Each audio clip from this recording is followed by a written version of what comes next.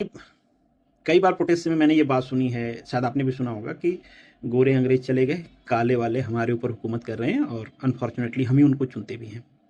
मुझे लगता था कि ये वो एक्टिविस्ट हैं जो गवर्नमेंट के अगेंस्ट में प्रोटेस्ट करते हैं और फ्रस्ट्रेशन में कही गई बात है।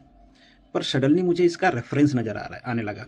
मैं आपको रेफरेंस देता हूँ, लेट यू डिसाइड कि किस हद तक ऐसा है और सडनली ये मुझे बात याद क्यों आई, वो भी डिस्कशन हो जाएगा। तो अभी 13 अप्रैल को जो जलियांवाला बाग मैसेकर है उसका 107th एनिवर्सरी था। मैं उसके बारे में पढ़ रहा था, तो उसका जो रूट कॉज था वो मैं आपसे डिस्कस करता हूँ, फिर आज के रेफरेंस और आज के क्वेश्चन पे आते हैं। तो अगर आपको आइडिया है तो 1919 में रोलेट एक्ट आया था, जिसे ब्लैक एक्ट भी कहा जाता था। बेसिकली उसमें अंग्रेजों को एम्पावर किया गया था कि आप किसी को भी, और जनरली फ्रीडम फाइटर जो आज़ादी की बात कर रहे थे, उनको अरेस्ट कर सकते हैं बिना ट्रायल और बिना रीजन बताए। 2 साल की उसमें इम्प्रिजनमेंट थी, बिना किसी ट्रायल और बिना किसी रीजन के वो अरेस्ट करके जेल में डाल सकते हैं और किसी को भी पकड़ सकते थे। इसका पूरे भारत में जबरदस्त विरोध हो रहा था। इसी क्रम में 10 अप्रैल को doctor Saifuddin and doctor Satyapal, ये 2 पंजाब रीजन के हमारे महान फ्रीडम फाइटर थे, इनको अरेस्ट कर लिया जाता है। और 13 अप्रैल को इसी अरेस्ट को प्रोटेस्ट करने के लिए जलियांवाला बाग में बैसाखी भी थी, बहुत सारे लोग वैसे भी इकट्ठे थे। और चूंकि अरेस्ट हुआ था 2 प्रोमिनेंट फ्रीडम फाइटर का, तो इस अरेस्ट को अपोज करने के लिए जलियांवाला बाग में लोग इकट्ठा हुए।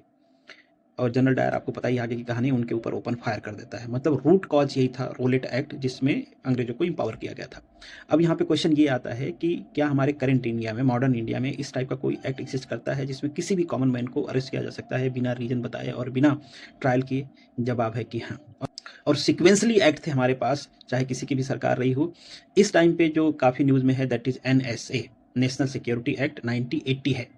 और मैं एक नोटल एग्जांपल देता हूँ, सोनम वांगचुक को शायद आप जानते होंगे, लद्दाख के साइंटिस्ट और एक्टिविस्ट हैं। इनको इसी एक्ट के अंदर अरेस्ट किया गया था और 170 डेज उनको जेल में रखा गया।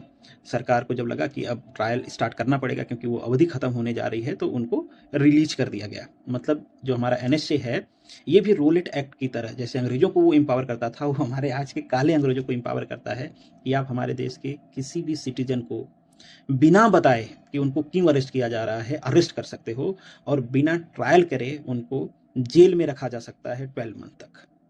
कुछ लोग कहेंगे बीजेपी वाले कर रहे हैं, तो मैं आपको ये भी याद दिला देता हूँ, ये पावर की बात नहीं है, क्योंकि ये जो एक्ट है NSA, ये पास किया गया था इंदिरा गांधी सरकार के द्वारा, और उससे पहले भी कई सारे एक्ट थे, नेहरू से लेके इंदिरा गांधी जी तक। तो यहाँ पे इशू ये है कि जो पार्टी फिलॉसफी सब पीछे रह जाती है भाई जब पावर की बात आती है तो। बट क्वेश्चन यहाँ पे ये है कि हमारे पूर्वजों ने अंग्रेजों से लड़ाई ले लिया ऐसे एक्ट के लिए, और हम अपनी चुनी हुई सरकार से नहीं लड़ पा रहे हैं। तो मुझे लगा यार बिल्कुल रेफरेंस बनता है काले और गोरे अंग्रेजों वाला।